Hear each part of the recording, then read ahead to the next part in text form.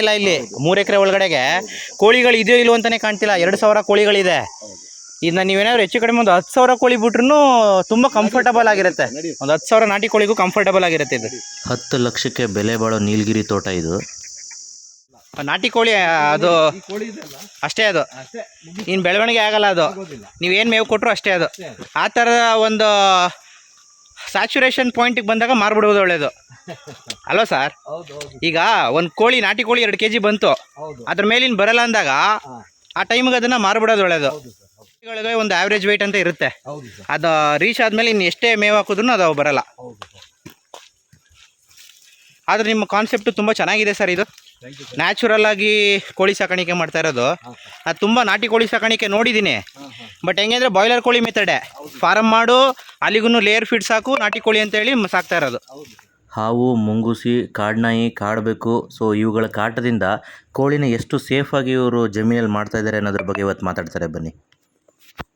Usually ಈಗ ನಾಟಿ ಕೋಳಿ ಅಂದ ತಕ್ಷಣ ಈ ಕೀರಗಳು ಕೋಳಿಗಳನ್ನ ಹಿಡಿದು ಬಿಡೋದು, ಹಾವುಗಳು ಬರೋದು, ಕೆಲವೊಂದು ಪ್ರಾಬ್ಲಮ್ಸ್ಗಳಿದೆ. ಸೊ ಹಾಗಾಗಿ ನಾವು ಕೋಳಿಗಳಿಗೆ ಒಂದಷ್ಟು ಸೇಫ್ಟಿ ಮೆಜರ್ಮೆಂಟ್ ಅಂತ ತಗೋಬೇಕು.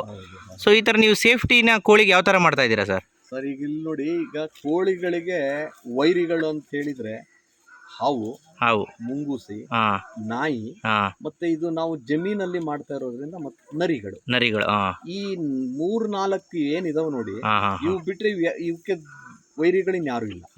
ಆಯ್ತಾ? ಇಲ್ಲಿ ನಾವೇನು ಮಾಡಿದ್ದೀವಿ, ಈ ಸುತ್ತ ಜಮೀನಲ್ಲಿ ನಾವು ಮೇನ್ಲಿ ಸೋಲಾರ್ ಫೆನ್ಸಿಂಗ್ ಹಾಕ್ಸಿದ್ದೇನೆ. ಸೋಲಾರ್ ಫೆನ್ಸಿಂಗ್ ಅಂದ್ರೆ ಸರ್? ಸೋಲಾರ್ ಫೆನ್ಸಿಂಗ್ ಅಂತಂದ್ರೆ ಅಲ್ಲಿ ಯಾವಾಗ್ಲೂ 24 hours ಕೂಡ ಅಲ್ಲಿ ಕರೆಂಟ್ ಬಂದು ಹೋಗೋದು ಮಾಡ್ತಿರ್ತಾರೆ. ಓಕೆ ಈವನ್ ನಾವು ಹೋಗಿ ಟಚ್ ಮಾಡ್ತು ಅಂದ್ರೆ ನಮ್ಗೆ ಶಾಕ್ ಹೊಡೆಯುತ್ತೆ ಅಷ್ಟೇ, ಯಾವುದೇ ರೀತಿಯಾದ ಹಾನಿ ಆಗುವಂತದ್ದೇನಿಲ್ಲ. ಈಗ ನನಗೆ ಹೆಚ್ಚು ಕಡಿಮೆ ಒಂದು 30-40 ಸಲ ನನಗೆ ಕರೆಂಟ್ ಹೊಡೆದಿದೆ, ಶಾಕ್ ಹೊಡೆಯುತ್ತೆ, ಅನ್ನುತ್ತೆ. ಆಯ್ತಾ? ಆ ರೀತಿಯಲ್ಲಿ ನಾವು ಅದಕ್ಕೆ ಸೋಲಾರ್ ಫೆನ್ಸಿಂಗ್ ಈಗ 3 ಎಕರೆ ಸುತ್ತ ನೀವು ಸೋಲಾರ್ ಫೆನ್ಸಿಂಗ್ ಮಾಡಿಸಿದೀವಿ. ಸೊ ಇದು ಒಂದು ಸೇಫ್ಟಿ ಮೆಜರ್ಮೆಂಟ್. ಎರಡನೇದು, 3 ಎಕರೆಗೆ ಸುತ್ತ ನಾನು ನೆಟ್ ಹಾಕ್ಸಿದ್ದೀರಾ? ಓಕೆ. ಅಲ್ಲೇನಾಗುತ್ತೆ, ಈಗ ನಾವು ಇದನ್ನ ಕೋಳಿಗಳನ್ನ ಇಲ್ಲಿ ಶುರು ಮಾಡದ ಹೊಸದ್ರಲ್ಲಿ ಸುತ್ತಮುತ್ತ ಇಲ್ಲಿ ಕಾಡಲ್ಲಿ ನಾಯಿಗಳೇನ್ ಇರ್ತಾವ ನೋಡಿ, ನಾಯಿಗಳು ಇದನ್ನ ಕೋಳಿಗಳಿಗೆ ಅಟ್ಯಾಕ್ ಮಾಡ್ಲಿಕ್ಕೆ ನಾನು ನೋಡ್ದಾಗೇನೆ ಒಂದು 10-12 ಸಲ ಬಂದಿದ್ದ ಇಲ್ಲಿ ಅಟ್ಯಾಕ್ ಮಾಡ್ಲಿಕ್ಕೆ.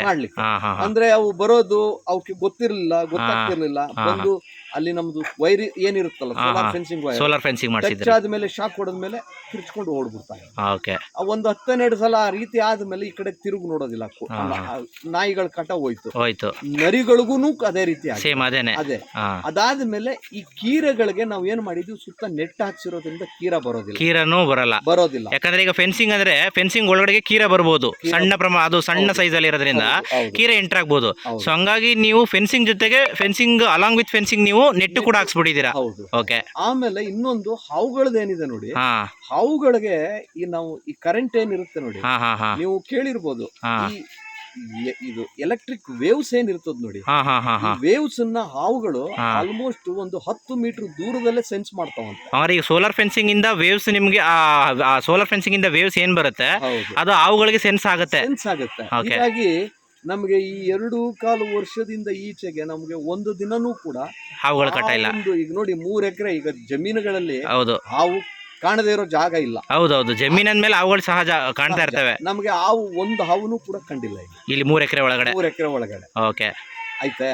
ಹೀಗಾಗಿ ಇಲ್ಲಿ ಹಾಗಾದ್ರೆ ನೀವು ಈಗ solar fencing along with net ಹಾಕ್ಸಿರೋದ್ರಿಂದ ಒಂದು ಸೆನ್ಸ್ ಆಗೋದ್ರಿಂದ ಹಾವುಗಳ ಕಟ ಬರಲ್ಲ, ನೆಟ್ ಹಾಕ್ಸಿರೋದ್ರಿಂದ ಮುಂಗುಸಿಗಳ ಕಟ ಇರಲ್ಲ, ಮತ್ತೆ ಈ ನಾಯಿ ನರಿಗಳಿಗೆ ಸೋಲಾರ್ ಫೆನ್ಸಿಂಗ್ ಇರೋದ್ರಿಂದ ಎಲೆಕ್ಟ್ರಿಕ್ ಶಾಕ್ ಹೊಡೆದು ಆಚೆ ಹೋಗ್ತವೆ. ಸೊ ಹಂಗಾಗಿ ಈ ತರ ನೀವು ನಾಟಿ ಕೋಳಿಗಳಿಗೆ ಇಷ್ಟೊಂದು ಸೇಫ್ಟಿ ಮೆಜರ್ಮೆಂಟ್ ಮಾಡಿಕೊಟ್ಟಿರೋದ್ರಿಂದ ನೀವು ಇಷ್ಟು ಕೋಳಿಗಳನ್ನ ಉಳಿಸ್ಕೊಳಕ್ ಸಾಧ್ಯ ಆಗ್ತಾ ಇರೋದು. ಓಕೆ, ಒಳ್ಳೆ ಸೇಫ್ಟಿ ಮೆಜರ್ಮೆಂಟ್ಗಳು ತಗೊಂಡಿದ್ದೀರಾ ಸರ್. ಇವಾಗ ಈ 3 ಎಕರೆನ ನೀವು 2-in-1 ಯೂಸ್ ಆಗಿ ತಗೊಂಡಿದ್ದೀರಾ. 2-in-1 ಅಂತಂದರೆ ಈಗ ಕೋಳಿಗಳಿದೆ, ಇಲ್ಲಿ ಮರಗಳನ್ನ ಹಾಕೊಂಡಿದ್ದೀರಾ.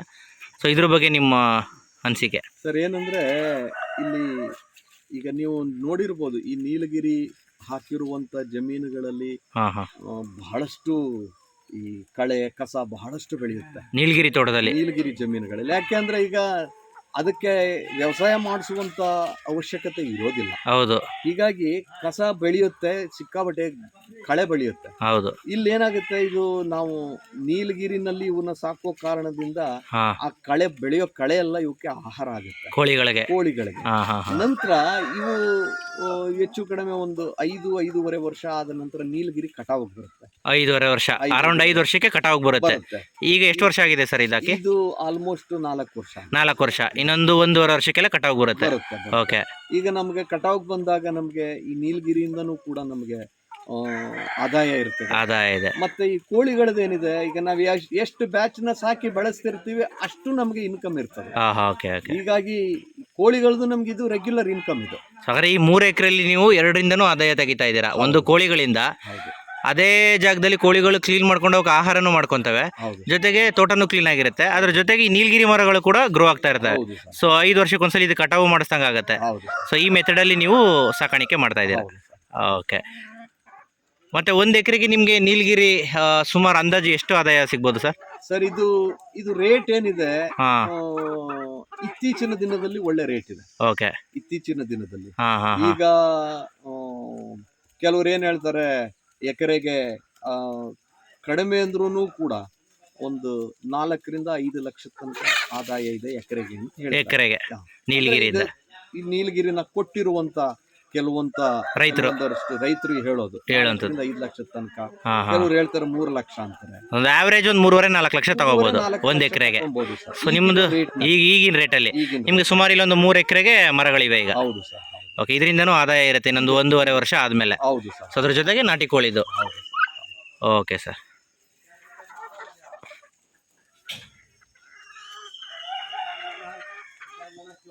ಸರ್ ಮತ್ತೆ ಕೊನೆಯದಾಗಿ ಹೊಸದಾಗಿ ನಾಟಿ ಕೋಳಿನ ಶುರು ಮಾಡುವಂಥವ್ರಿಗೆ ನಿಮ್ಮ ಕಡೆಯಿಂದ ಏನು ಸಜೆಷನ್ಸ್ ಕೊಡ್ತೀರಾ ಸರ್? ಸರ್, ನಾನು ಮುಖ್ಯವಾಗಿ ಹೇಳೋದು ಏನಂತ ಹೇಳಿದರೆ, ನೀವು ಒಂದು ವೇಳೆ ನಾಟಿ ಕೋಳಿ ಸಾಕಾಣಿಕೆಗೆ ನೀವು ಬರ್ತೀರಾ ಅಂತ ಅನ್ನೋದಾದರೆ, ಯಾರೇ ಬಂದ್ರೂ ಕೂಡ ಕೋಳಿನ ನಮ್ಮ ಹಿರಿಯವರೆಲ್ಲ ಏನು ಹೇಳ್ತಾ ಇದ್ರು ಆ ರೀತಿನಲ್ಲಿ ಸಾಕೊಂಡು ಆ ರೀತಿನಲ್ಲಿ ಬೆಳೆಸೋದಕ್ಕೆ ಸ್ವಾಭಾವಿಕವಾದ ಆಹಾರಗಳನ್ನ ಹಾಕಿ ಸಾಕಿ ಬೆಳೆಸೋದು ಪದ್ಧತಿನೇ ಉತ್ತಮ ಅಂತ ನಾನು ಹೇಳ್ತೀನಿ. ಓಕೆ. ಒಂದನೇ ವಿಚಾರ, ಇದರಲ್ಲಿ ಬೆಳವಣಿಗೆ ಒಂದು ಸ್ವಲ್ಪ ನಿಧಾನ ಅನ್ನೋದು ಬಿಟ್ರೆ, ಆದ್ರೆ ನಾವು ಸಮಾಜಕ್ಕೆ ಅಥವಾ ಏನು ನಾವು ಯಾರಿಗೆ ನಾವು ಇದನ್ನ ಸೇಲ್ ಮಾಡ್ತೀವಿ, ಕ್ವಾಲಿಟಿ ಕೊಡ್ತಾ ಇದ್ದೀರಾ, ಒಳ್ಳೆ ಆರೋಗ್ಯಯುತವಾದ ಕೋಳಿನ ಅವ್ರಿಗೆ ಕೊಟ್ಟಂಗಾಗುತ್ತೆ. ಹೌದು, ಖಂಡಿತ. ಓಕೆ. ಇಲ್ಲ ಅಂತಂದ್ರೆ ಏನಾಗುತ್ತೆ, ಈಗ ನೀವು ಈ ಬೇರೆ ಈ ಫೀಡ್ಸ್ ಅನ್ನೇ ಹಾಕಿ ಸಾಕುವಂತ ಮೆಥಡ್ ಅಲ್ಲಿ ಹೋಗೋದೇ ಆದ್ರೆ, ಬ್ರಾಯ್ಲರ್ ಕೋಳಿಗೂ ಮತ್ತೆ ನಾವು ಈ ಶೆಡ್ ಒಳಗೆ ಇಟ್ಕೊಂಡು ಫೀಡ್ಸ್ ಹಾಕಿ ಸಾಕೋದಕ್ಕೂ ಡಿಫ್ರೆನ್ಸ್ ಇರಲ್ಲ, ಬರೋದೇ ಇಲ್ಲ. ಯಾಕಂದ್ರೆ ಆಹಾರ ಪದ್ಧತಿ ಒಂದೇ ಇರೋದ್ರಿಂದ. ಹೌದು. ಅದರ ಬೆಳವಣಿಗೆನು ಕ್ವಾಲಿಟಿನೂ ಒಂದೇ ಇರುತ್ತೆ. ಜಾತಿ ಬೇರೆ ಅನ್ನೋದೊಂದು ಬಿಟ್ರೆ ಆಹಾರ ಪದ್ಧತಿ ಒಂದೇ ಇಟ್ಟಾಗ ಎರಡು ಒಂದೇ ಕ್ವಾಲಿಟಿನೇ ಬರುತ್ತೆ. ಈಗ ನಾವು ಕೋಳಿ ಚಿಕನ್ ಅಂಗಡಿಗೆಲ್ಲ ಹೋದಾಗ ನೋಡಿದೀನಿ ಸರ್ ನಾನು, ಆ ಮೆಶಲ್ಲಿ ಬಿಳಿ ಕೋಳಿಗಳು ಅಂದರೆ ಫಾರಂ ಕೋಳಿ ಏನಿಟ್ಟಿರ್ತಾರೆ ಅದೇ ಥರ ಇನ್ನೊಂದು ಮೆಶ್ ಒಳಗಡೆ ನಾಟಿ ಕೋಳಿಗಳು ಇಟ್ಟಿರ್ತಾರೆ. ಕಣ್ಣು ಮುಂದೆನೇ ಫೀಡ್ಸ್ ಹಾಕಿರೋದು ನಾವು ನೋಡಿದ್ದೀವಿ. ಫೀಡ್ಸ್ ಹಾಕಿನೇ ನಾಟಿ ಕೋಳಿಗಳಿಗೆ ಮೇಯಿಸಿ ಅವನ ನಾಟಿ ಕೋಳಿನ 300-350 ರೂಪಾಯಿಗೆ ಮಾರ್ತಾ ಇದ್ದಾರೆ. ಯಾಕಂತಂದರೆ ಅವ್ರು ಫೀಡ್ಸ್ ಹಾಕಿ ಮಾಡ್ತಾ ಇರೋದ್ರಿಂದ. ಸೊ ಈಗ ನೀವು ಪ್ಯೂರ್ ಮೆಥಡಲ್ಲಿ ಸಾಕ್ತಾ ಇರೋದ್ರಿಂದ ರೇಟ್ ಸ್ವಲ್ಪ ಜಾಸ್ತಿ ಇರುತ್ತೆ. ಓಕೆ. ಬೆಳವಣಿಗೆ ಈ ಟೈಮ್ ಏನಿದೆಯಲ್ಲ, ಹೇಳಿದ್ನಲ್ಲ, ಇದು 6-6.5 ತಿಂಗಳು ತನಕನು 7 ತಿಂಗಳು ತನಕನು ಟೈಮ್ ತಗೊಂತ. ಬಟ್ ಟೈಮ್ ಡ್ಯೂರೇಷನ್ ಜಾಸ್ತಿ ತಗೋಬಹುದು, ಕ್ವಾಲಿಟಿ ಬರುತ್ತೆ. ನಾವು ಜನಗಳಿಗೆ ಒಳ್ಳೆ ಆಹಾರ ಕೊಟ್ಟಾಗ ಆಗಿರುತ್ತೆ. ಓಕೆ. ಸೊ ಹಂಗಾಗಿ ಈ ಮೆಥಡ್ ಅಲ್ಲಿ ಹೊಸಬ್ರಿಗೆ ಸ್ಟಾರ್ಟ್ ಮಾಡಕ್ಕೆ ಒಳ್ಳೇದು ಅಂತ ಹೇಳಿ ಹೆಚ್ಚಾಗಿ ಸ್ಟ್ರೆಸ್ ಮಾಡೋದೇ ಇದು ಸರ್. ಈ ಮೆಥಡ್ ಸ್ಟಾರ್ಟ್ ಮಾಡ್ಲಿ ಅಂತ ಹೇಳ್ತಾ ಇದ್ದೀರಾ. ಆದ್ರೆ ಒಂದೇ ಒಂದು ಏನಂದ್ರೆ, ನೀವ್ ಏನೇ ಮಾಡಿದ್ರು ಗಮನ ಕೊಟ್ಟು ಮಾಡ್ಲೇಬೇಕಾಗತ್ತೆ ಸರ್. ಓಕೆ. ಅದಿಲ್ದೆ ಮಾಡೋದಿಕ್ ಆಗೋದಿಲ್ಲ. ಸೆಲ್ಫ್ ಇಂಟ್ರೆಸ್ಟ್ ಇರಲೇಬೇಕು ಇದ್ರ ಮೇಲೆ. ಈಗ ಇವಕ್ಕೆ ನಾವು ಈಗ ನೋಡಿ, ಈಗ ನಾನು ಈ ರೀತಿ ಹೇಳ್ತೀನಿ ಅಂತಲ್ಲ, ನನಗೆ ಈ ಇಷ್ಟೊಂದು ಕೋಳಿ ಇದೆಯಲ್ಲ, ಇದರಲ್ಲಿ ಹಳ ಕೋಳಿ ಯಾವುದು, ಹೊಸ ಕೋಳಿ ಯಾವುದು, ನನಗೆ ಪ್ರತಿಯೊಂದು ಕೋಳಿನೂ ಗೊತ್ತಿದೆ. ಓಕೆ. ಅಂದ್ರೆ ನಾನು ಏನು ಡೇ ಇನ್ ಡೇ ಔಟ್ ಏನಿದೆ, ನಾ ಇದನ್ನ ಪ್ರತಿಯೊಂದು ಗಮನಿಸಬೇಕು. ಪ್ರತಿ ದಿನ ಇಲ್ಲಿ ಬಂದು ಗಮನಿಸಲೇಬೇಕು. ಸಾಕಾಣಿಕೆ ಶುರು ಮಾಡಿದ್ಮೇಲೆ ನಾವು ಟೈಮ್ ಕೊಡ್ಲೇಬೇಕಾಗತ್ತೆ. ಈಗ ಇದಕ್ಕೆ ನಾವೂನು ಕೂಡ ಸ್ವತಃ ಇದರಲ್ಲಿ ನಾನಾಯ್ತು, ನನ್ನ ಮಗಳಿದ್ದಾಳೆ, ಅವಳು ಇಂಜಿನಿಯರಿಂಗ್ ಗ್ರಾಜುಯೇಟ್, ಅವಳು ಮತ್ತೆ ಇವನ್ ನನ್ನ ಮಿಸಸ್ ಕೂಡ ಅವೆಲ್ಲ ಇದರಲ್ಲಿ ಇನ್ವಾಲ್ವ್ ಆಗಿ ಮಾಡ್ತಾ ಇದೀವಿ. ಮನೆಯವರೆಲ್ಲ ಇನ್ವಾಲ್ವ್ಮೆಂಟ್ ತೋರಿಸ್ತಾ ಇದ್ದೀರಾ? ಇನ್ವಾಲ್ವ್ಮೆಂಟ್ ಎಲ್ಲ ಇದೆ. ಹೀಗಾಗಿ ಇದು ಉತ್ತಮವಾಗಿ ಹೋಗ್ತಾ ಇದೆ. ಓಕೆ, ಈಗ ಸಾಕಾಣಿಕೆ ಶುರು ಮಾಡಿದ್ಮೇಲೆ ನೀವಿಲ್ಲ ಅಂದ್ರೆ ನಿಮ್ಮ ಮಿಸ್ಸಸ್ ಇರ್ತಾರೆ ಅಥವಾ ನಿಮ್ಮ ಇಲ್ಲಿ ಆಳುಗಳಿರ್ತಾರೆ, ಮಗಳಿರ್ತಾರೆ, ಯಾರಾದ್ರೂ ಒಬ್ರು ಇದಕ್ಕೆ ಗಮನ ಹರಿಸ್ಲೇಬೇಕು. ಹೌದು ಸರ್, ಸೊ ಇಲ್ಲ ಅಂದ್ರೆ ಸಾಕಾಣಿಕೆ ಮಾಡಿ ಕಷ್ಟ ಆಗುತ್ತೆ. ಕಷ್ಟ ಆಗುತ್ತೆ. ಹಾ ಹಾ ಹಾ, ಗಮನ ಕೊಟ್ಟು ಮುಂಜಾಗ್ರತೆಯಿಂದ ನೋಡ್ಕೊಂಡು ಮಾಡ್ಬೇಕಾಗತ್ತೆ. ಹೌದು ಸರ್.